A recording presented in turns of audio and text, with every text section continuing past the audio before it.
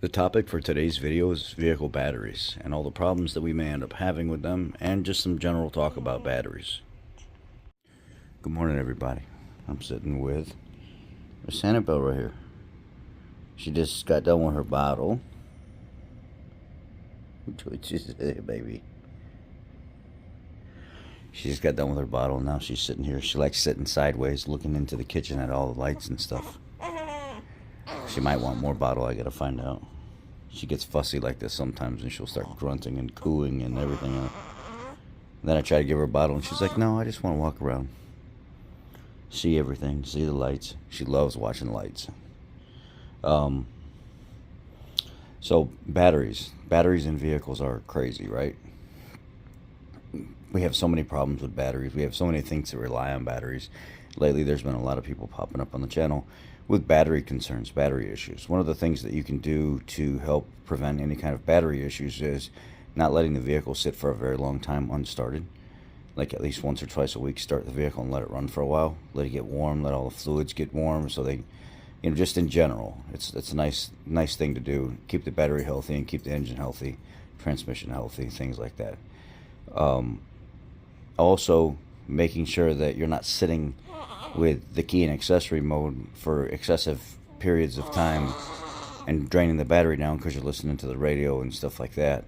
And then basically shutting the vehicle off, going into work, and coming back out to a low battery and just cranking it real slow. It's not good for the system in general. And it overloads the alternator because it's trying to pick up and fulfill itself in order to charge and get things rolling again into a normal state.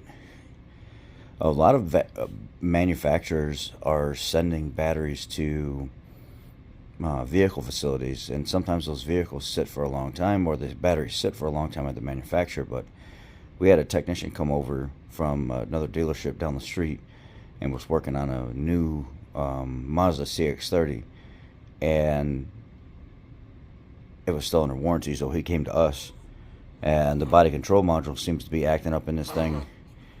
And he was like, let me put a new battery in it while I'm here. And I was like, well, it's a brand new battery, and it's a 2024. It's only got 5,000 miles on the vehicle. And he said, yeah, but these batteries coming from the factory, we found a bunch of them defective, like they're no good. And I was like, okay, sure. I didn't know that. And then if you replace the battery, there's a lot of things that have to be reset. Like on my mother-in-law's Chrysler, when I changed the battery on that, the throttle body had to be relearned, the power steering assist had to be relearned, there was throttle angle or something had to be relearned. There was a bunch of things that had to be relearned because I didn't have a battery saver in it. What a battery saver is it's a device that will hook through the cigarette lighter or something like that, and you'll have like external power source going to it. So like if you have another car battery outside, or if you have, like some people say, like a AA or a D battery pack that converts into a cigarette lighter, you can plug that in while you're changing everything, and then you won't lose a lot of your presets in the radio. And in general, some of the computers will keep enough charge to know their memory. I don't know. I mean, I've never used those things. I've always just changed the battery and just reset everything if I need to. Some vehicles have an issue, or some vehicles have a way of resetting the battery monitor.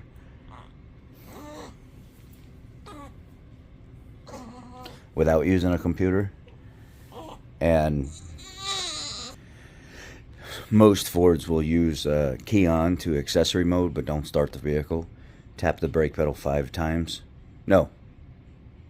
Flash the brights 5 times and then tap the brake pedal 3 times. And the battery light will start to flash.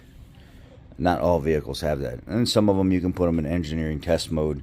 If you go look at my F-150 videos, you can do that. I think with the escapes, or if you just hit OK, hold OK for, I don't know, 3 or 4 seconds with the key off. Continue holding OK on your steering wheel with the key on, and you'll see that, I don't know if you have to start it or it's just key on in accessory mode. Continue holding OK, and it will go into engineering test mode, and then you can scroll through and actually see a live output of your battery voltage and what it's doing. And then there's a bunch of other information. God bless you. Thank you, baby. God bless you. God bless you. God bless you. Then you can find a bunch of other part numbers, serial numbers, provision numbers, programming numbers, and stuff. And there's all kinds of data inside that engineering test mode. I have a video on the F-150 that shows you also how to put it into engineering test mode. Vehicles, the batteries in vehicles used to last 6-7 years, no problem before. Now we're only seeing 3 or 4 years out of them, and it's time to replace them. What ends up happening on a lot of these newer vehicles that have a lot of these accessory features and stuff like passive entry, where you don't have to unlock or lock the door, you just got to get close to the vehicle, put your hand inside the handle, unlocks it, touch the outside of it, or just go to walk away and it locks it. As the vehicle starts disabling features that are not necessary for the vehicle to run when it detects the battery health has exceeded a given amount of time. So then you have to change the battery, reset the BMS and stuff like that in order for certain features to come back online. Specific story of mine, it was like a 19 Raptor or something like that. It had the passive entry, BMS, all that other stuff. The customer was complaining about the passenger side door not working at times, and then sometimes the driver door not working when you go to get in, mainly the passenger side. And I raked my brain going through this, did all kinds of stuff, trying to figure out what was wrong with this thing.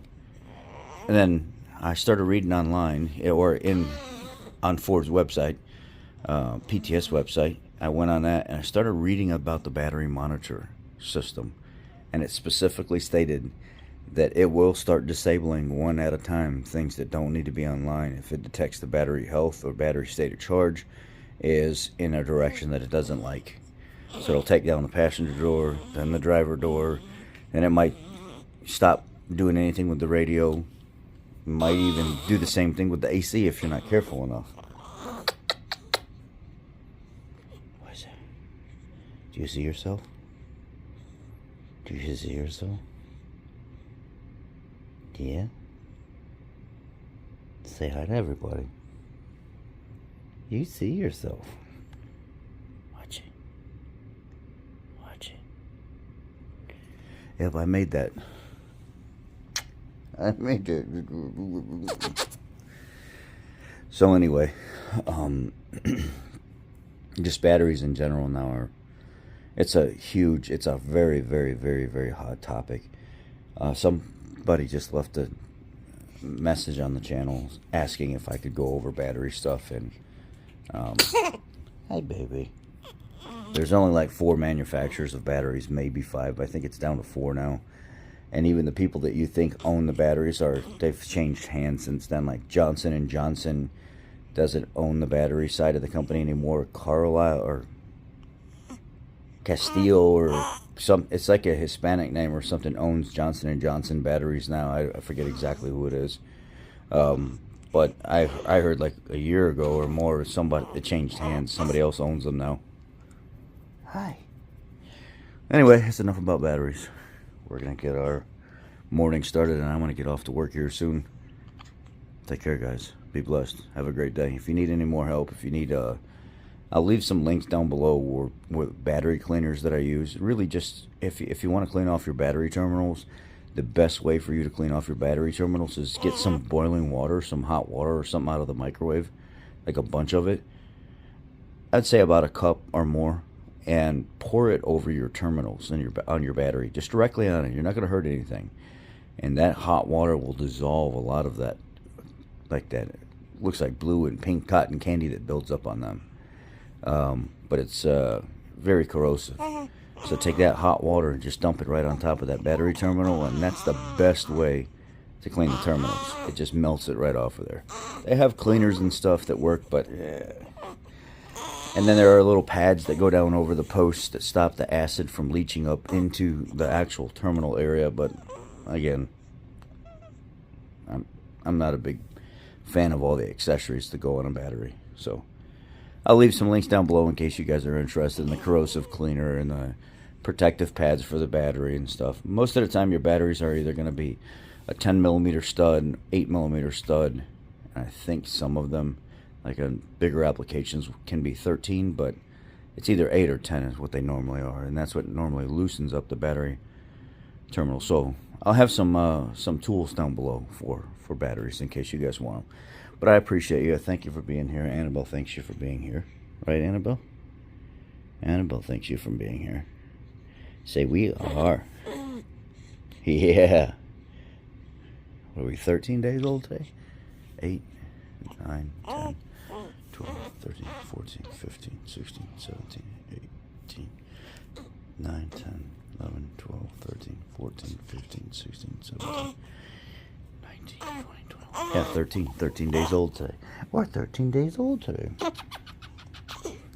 We're not even 2 weeks yet. Alright, we're out. Take care, guys. If you watch this video all the way through and you're seeing this message, I appreciate you. Thank you for being here. And if you like what you see, please leave a thumbs up, some kind of comment, maybe share it with somebody. Subscribe to the channel. I appreciate you. Take care.